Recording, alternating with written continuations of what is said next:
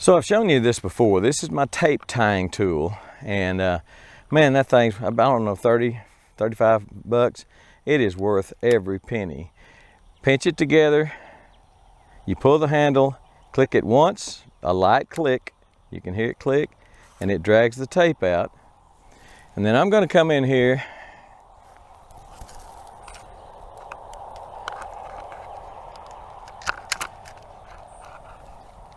and tie it. Just that simple. So if I've got a short one coming up like this one, and I want to keep it inside the trellis, it may not be on the top wire, it may be on the bottom wire, but that's what I'll do. This one here, and you got to be careful, try not to injure the little blooms. If you have blooms, try not to injure the leaf nodes if you have leaves starting to come out. But I'll just tie it up. I'll tell you what, that thing right there makes life so much easier. Wish I'd have had that 10 or 15 years ago. So here you can see I've used it to tie these tomatoes in two different places, there and there. And these tomatoes are about 2 feet tall right now in this earth box. And as you can see, it's a very windy day. You can use it to tie up tomatoes. I'll show you my peppers in just a minute. Tomatoes, peppers, cucumbers, pole beans. You know, pole beans you would need to tie it maybe just to give them a start. Just when they first start coming up to the wire or the trellis or whatever you have. Go ahead and tie the first one or two, and then from there on the tendrils will grab and they'll climb on their own. But tomatoes, I'll use it on cucumbers especially, and cucumbers will start to grab also with their tendrils, but until they do, it's good to have, they just need a little training, a little start. But grapes, just about everything. This is really, I hope I have impressed upon you how great I think this tool is. It's just really doing a good job. I'll show you my vegetables in another video. Just wanted to show you the tying tool right now. Here's another instance of a tomato that's tied. Got that tied in 3 places. And as you know, I like to reuse, repurpose things. So I just used, for steaks, I just used some peach cuttings, some peach prunings. In fact, they're not a peach, they're actually nectarine. And just used them, stuck them down in the earth box beside the plant and tied the plant to it. And it has done real well. I tell you what, since I put these in the earth boxes, they've grown 4 or 5 inches. And got blooms on them real nicely right now. Haven't got any tomatoes yet, but I do have some blooms. So let's go over and look at the smaller things like pepper plants. And I say smaller because these pepper plants right now are pretty small, but I just tied a small stick rather, and I have no shortage of small sticks, although most of these are prunings from my nectarine trees, but just tied it to it. The only thing you have to be real careful of is on tender plants like this, maybe the blackberries are not quite as bad, but on tender plants, because blackberries have a woody stem, but on these tender plants, make sure you get that tool all the way around it before you staple. Don't go in there and staple your plant. That'll you can kill that stem if you staple that stem. I like to leave mine with a little bit of room to grow. These in about probably a couple of weeks, these plants will start getting 2 or 3 weeks. These plants will start getting tall enough that I'm gonna need a cage around them. And so I'll come in here and I'll snip that. You don't wanna leave it because my peppers get that big around at the base or bigger than that. And so that's even though that tape will expand with it, you don't wanna do that. You don't wanna cut into it. So after a few weeks, when you get ready to cage them and you don't think there's a danger of them falling over, when the stems start getting a little girth to them, then come in here and cut that off. I'll probably pull that stick out. There's no reason to leave it in there.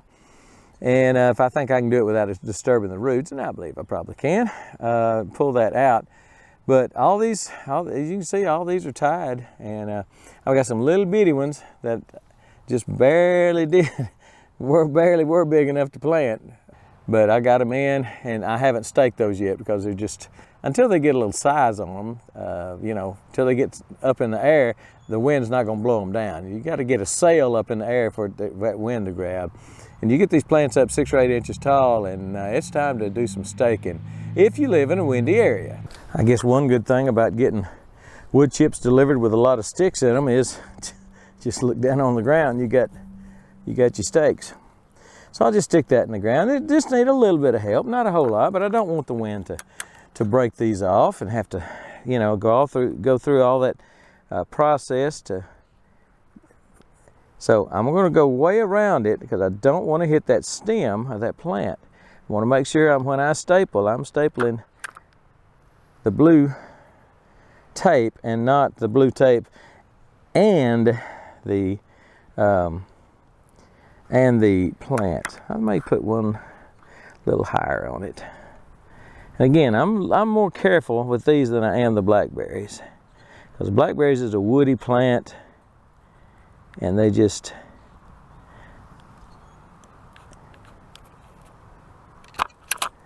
you know, a little more forgiving. So there's you're tying that one. Let's do this one. I got another stick I just picked up. I'll tie this one.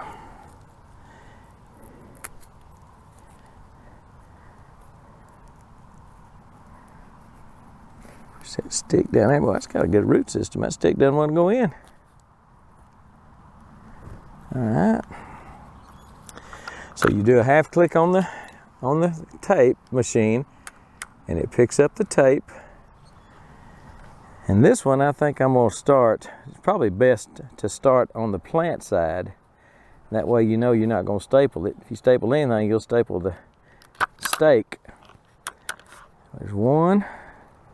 I think I'll put another one. Try not to bind these little leaves up. Try not to get them all tied up in it. And try not to staple them too. So I take a little more time with the smaller plants, the more tender plants. But the blackberries is just in and out, just going real hard, because they're, as a general rule, it's just a more woody plant. These are very tender at this stage. Again, I hope I'm getting through how much I enjoy this dadgum tool. It has really saved me some worry. I don't have this one tied, so let's do it. And I've got to just reach down to grab a stick. That's a little tall, but who knows? This thing may need it as it grows taller. So I just try to straighten out the leaves and the limbs, and don't want to staple anything that does not need stapling. So I'm more careful, obviously more careful with this, with the tender plants, than I am.